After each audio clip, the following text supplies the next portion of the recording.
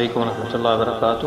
یہ بھائی کا سوال ہے کہ عورتیں جو بیوٹی پارلر میں جاتی ہیں اور میک اپ کرواتی ہیں، جس میں آئی بروز جو ہے انہیں جو ہے باریک کروانے کے لیے بال جو ہیں وہ کٹوائے جاتے ہیں اور نیل پالش لگاتے ہیں، اس کا کیا حکم ہے؟ جواب یہ ہے کہ بیوٹی پارلر جانا بے ذاتی ہی منع نہیں ہے، اگر عورتیں وہاں پہ کام کرتی ہیں اور شرعی تقاضوں کو خیال رکھا جائے۔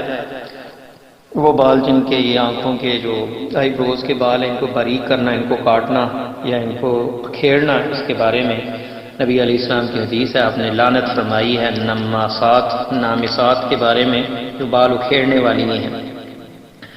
تو یہ بال نہ اکھیڑے جائیں، باقی جو ہے وہ میک اپ کر سکتی ہیں، نیل پالش بھی لگائی جا سکتی ہے، لیکن نماز سے پہلے ان کو ریموور جو ہے اس کے ذریعے سے نیل پالش ریموو کی جائے اور نماز پڑھی جائے۔